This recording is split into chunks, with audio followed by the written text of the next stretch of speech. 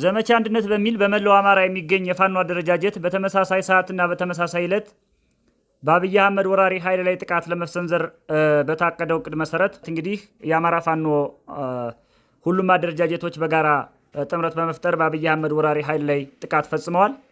ከጠዋት 11 ሰዓት ገደማ የጀመረው ውጊያ እስከ ምሽት ድረስ የቀጠለ ሲሆን እስከ 6 ሰዓት ድረስ በነበረው አውደ ውጊያ የደረሰን ሪፖርት እንደሚያመለክተው ከሆነ የአማራ ፋኖ በጎጃም ብቻ ከ1000 በላይ በሚሆን የጠላት ኃይል ላይ ድምሰሳ በመስራት ሙትና ቁስለኛ አድርጓል ማለት ነው። 75 የሚጠጋ ክላሽንኮቭ መሳሪያ፣ 4 ብሬን እና 1 ስናይፐር ማርኳል። 48 የወገብ ትጥቅ ማርኳል። መስመራዊ መኮንኖችን ደምስሷል። የሚኒሻ ኃላፊዎችንና ካቢኔዎችን ደምስሷል። ጠላት ተይዘው የነበሩ ካምፖችን እንደዚሁ ከጠላት ነፃ በማድረግ ተበትኖ የነበረን የመከላከያ ኃይል በኃይል ወደ ከተሞች ሳይፈልግ እንዲገባ ማድረግ ተችሏል። ካምፖችን ማውደም ተችሏል። ሎጂስቲኩን መያዝና መቆጣጠር ተችሏል። ቦታዎችን ማስለቀቅ ተችሏል ማለት ነው።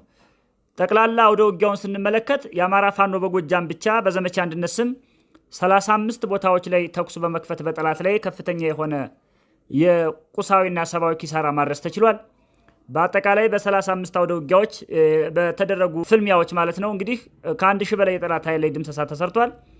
በዚህም ጠላት አይቶት ሰምቶት በማያውቅ ሁኔታ የደረሰበትን ኪሳራ መቋቋም አቅቶት ተጨማሪ ኃይል ከአዲስ አበባና ከሌሎች የሀገሪቱ አካባቢዎች ያስቀመጠውን ኃይል በአንቶኖቭ ወደ ባህር ዳርና ጎንደር፣ ኮምቦልቻና ላሊበላ ለማመላለስ የተገደደበት ሁኔታ ነው ያለው።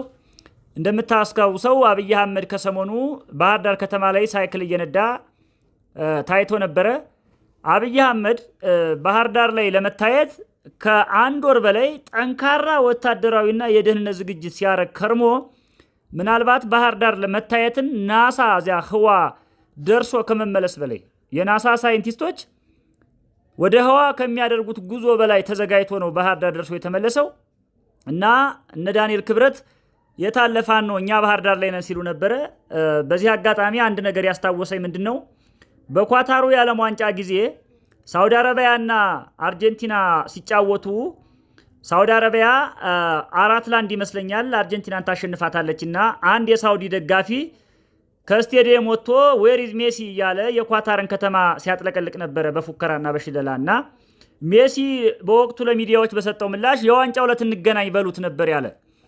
ፋይናሊ ግን ሳውዲ አረቢያ ወዲያውኑ በዝረራ ተሸንፋ ከዓለም ዋንጫ ውጭ ስትሆን አርጀንቲና የዋንጫ ባለቤት ሆና ሜሲ በዓለም አደባባይ የተሸለመበትን ዘመን እናስታውሳለን እና ከ3 እና ከ4 ቀን በፊት ፋኖ የታለ እያለ ባህር ዳር ሲሸል የነበረው ዳንኤል ክብረትና አብይ አህመድ ዛሬ በ35 አውደ ውጊያዎች ብቻ የአማራ ፋኖ በጎጃም ባደረሰው መብረቃዊ ጥቃት አጠቃላይ ሙትና ቁስለኛ ካረግነው ከ1000 በላይ ሰራዊት ጨምሮ የማረክነው ተተኳሽና የቡድንና የነፍስ ወከፍ መሳሪያ የአብይ አህመድን ሰራዊት አከርካሪ የሰበረ ዳግም እንዳይጠገን ያደረገ ስለሆነ በፖለቲካው ረገድ ደግሞ የፋኖ አንድነት የማይቀርና አሸናፊ መሆኑን ያረጋገጥንበት በአራቱም ክፍለ ሀገር የሚገኝ የፋኖ አደረጃጀት ወደ አንድ መዋቅርና ድርጅታዊ አሰራር መጥቶ መሪና ተመሪ ኑሮት የአብይን አምባገነን ገዳይ ስርዓት ለመጨረሻ ጊዜ ከኢትዮጵያ ሰማይ ስር ጠራርጎ የሚያባርርበትን ፕሮግራም የቀየሰ መሆኑን በተግባር ያሳየንበት ትግል ነው ዛሬ። ስለዚህ እስከ 6 ሰዓት በነበረው ውጊያ ከ1000 በላይ ሰራዊት ደምስሰናል። መሳሪያ የነፍስ ወከፍና የቡድን መሳሪያ ተተኳሽ አግኝተናል። መስመራዊ መኮንኖችን ደምስሰናል። ዘመቻ አንድነት ይቀጥላል። ይሄው ነው ያለው። አመሰግናለሁ።